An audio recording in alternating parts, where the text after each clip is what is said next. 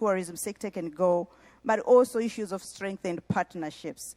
So from here, I would like to invite to the front Mr. Dilo van Komen.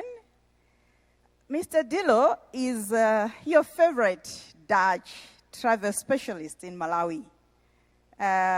So if you're talking about your dream holidays, you know, everything that you want to enjoy about tourism in Malawi, then this is your guy.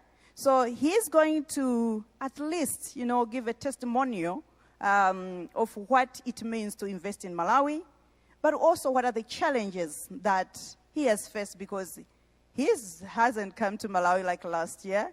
So he's been here for a while. And even though we might be talking about some problems in investing in Malawi, he's here to at least provide us with how to circumvent some of these challenges, but also tell us what the business is all about. So I will give Mr. Dilo van Komen some 8 minutes to just give us his testimonial, and then we will follow with questions and comments. Thank you so much. Ladies and gentlemen, Mr. Dilo to the podium.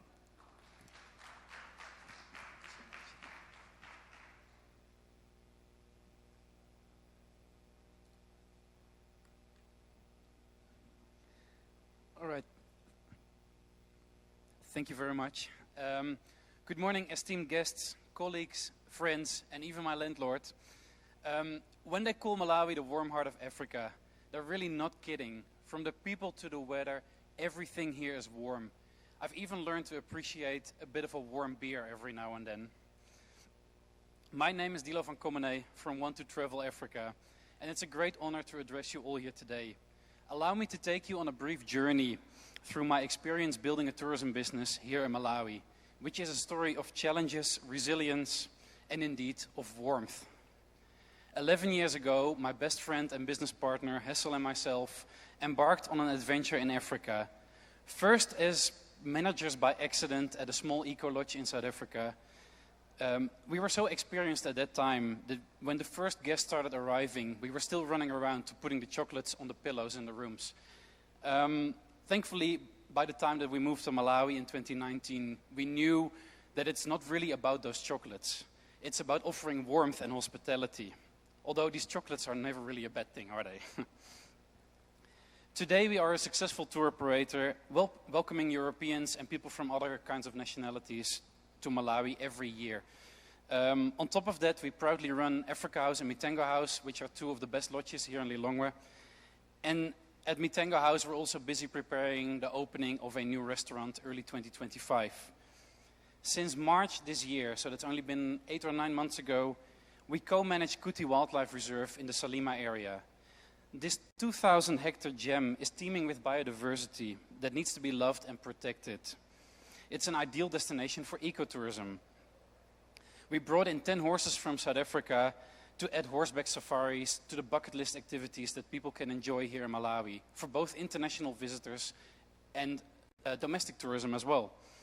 These horses turn out to be a perfect extra use for our scouts and rangers at the reserve as well to use on their daily patrols.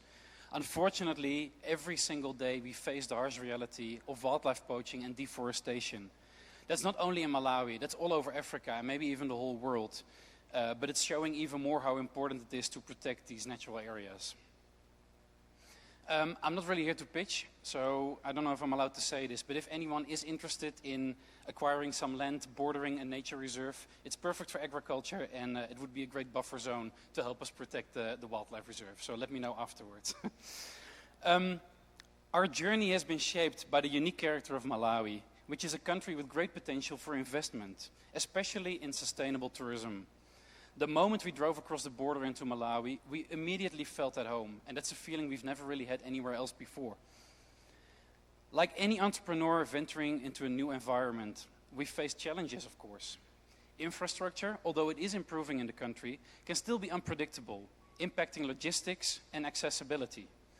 Obtaining permits, licenses, and navigating local regulations require persistence and understanding of all the local systems. My advice to you is to make some friends wherever you go. It will not only make it nicer, but also very helpful to regulate all these systems. Access to specialized skills and resources, especially in the tourism and hospitality industry, can be limited in Malawi. This might seem like a downside, but I see it as an opportunity. By investing in your own local training programs, we shaped a competent team, transformed lives, and built long-term loyalty. These challenges have only made working and living in Malawi even more rewarding. The warmth, resilience, and ingenuity of Malawians have consistently been the foundation of our progress. And on top of that, working with all these wonderful people is just very addictive. I mean, you've met the Malawians, you've seen all the big smiles all around. I really can't imagine being anywhere else anymore. Malawi's landscapes are among Africa's most diverse. Short distances, but great diversity. From the shimmering waters of Lake Malawi to the parks that get richer and richer with wildlife. And from the dramatic peaks of Mount Mulanje to the rolling hills of Nika Plateau. These pristine resources remain relatively untapped, creating opportunities for ecotourism, adventure travel, and community-based initiatives. When I asked travelers at the end of their trip what their highlights were, they always mentioned the breathtaking views, the stunning sunsets, and that one night that they were woken up by an elephant munching on a tree right next to their tent or chalet while they were on safari. However, there is one thing that they always remember for the rest of their lives, and that always stands out when you talk about these memories. And that is the conversations they had with a stranger. Maybe a lady on the market when they went to buy some bananas or mangoes, or some kids on the beach that invited them to go and play some football. Those are the moments that people keep talking about after visiting Malawi. They are the Malawi magic. I do know that we need more investments into the country and that we need a lot of forex. But can we all please agree to say no to mass tourism? It will ruin everything that makes this country so unique. Let's rather embrace the charm of all the things that aren't perfect, because they are part of the Malawi magic too. My own experience in Malawi has been deeply fulfilling. I've seen firsthand how tourism here isn't just about financial gain. It's about creating a legacy of conservation, culture, and empowerment. You don't just invest in the country's landscapes or the people, but you invest in the future. There is no better time to contribute to and to benefit from the story of Malawi's sustainable growth. And let's take it even a step further, from sustainable tourism to regenerative tourism, which is a model that leaves destinations better than they were before. Now is the time for investors to see Malawi as more than just a travel destination, or even worse, as the poor African country that's full of malaria and hungry children that are waiting to be adopted by Madonna. Let's just get rid of that reputation as soon as we can, please. As long as the leaders in this country keep begging for handouts from across the world, Malawi remains in the role of a victim. And yet, I've never seen such innovative and ambitious people as I've seen here. Malawians have broad shoulders and even broader smiles.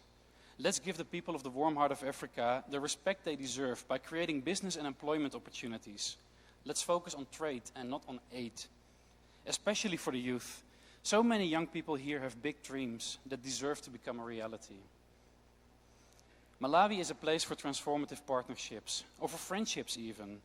Don't just look at the numbers and the hard facts. I know that they're important for investors, but they won't tell you the full story. When you consider investing in Malawi, let's just put the paperwork aside for a little bit.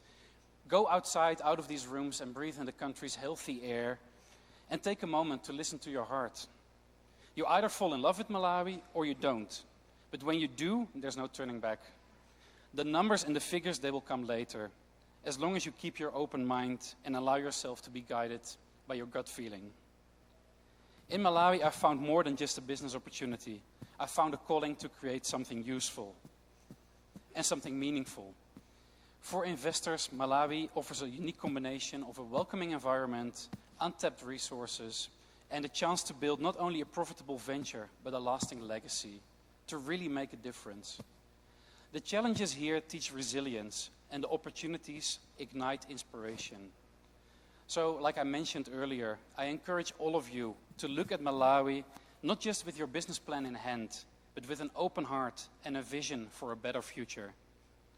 Starting a tourism business in Malawi is like going on safari. You know the road is going to be bumpy, but it's definitely worth it. Thank you all.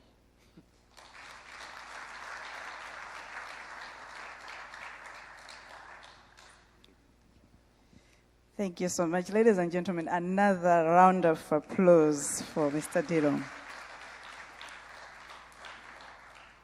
You know, he has given us all what he had. And I think there's more that you can actually interrogate him. But from this presentation, I would like to get some 2, 3, or 4 questions that you can give to Mr. Dilo so that he can at least respond from this. If there is more, then I think we'll have time in the discussions on B&B or B2B. Questions? Yes, there's a question at the back. Something?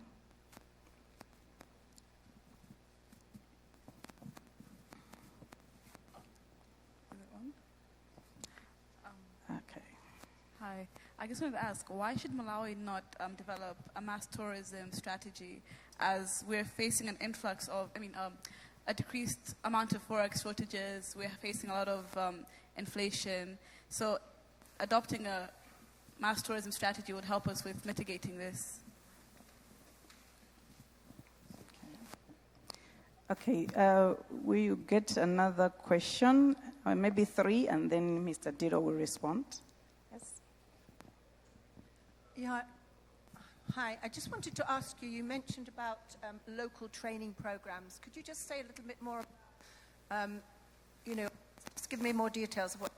Okay, thank you. Thank you, and I think there's also a hand here, yes? Yeah. Hello? Yeah, it's going. Just a question about logistics. You were talking about logistic challenges, the few. I saw you had a very brave entrepreneurship to Malawi, and I think it's a great thing. Could you tell what kind of challenges you faced bringing them in and with supply, medical care, like that? Thank you. We'll take the 3 for now, and Mr. Dilo can respond. I think there's another mic. You can sit even there.